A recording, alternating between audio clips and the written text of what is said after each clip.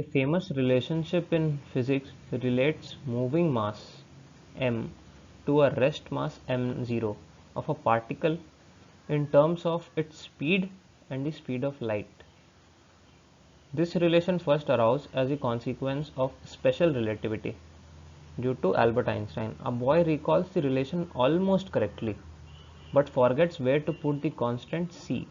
He writes this formula: m is equals to m naught divided by 1 minus v square to the power 1 by 2, that is root under 1 minus v square.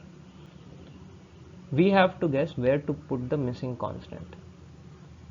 As the relationship is given, we divide both sides by m naught. Therefore, LHS becomes m by m naught, which is dimensionless. Hence, RHS must be dimensionless too after dividing by m naught.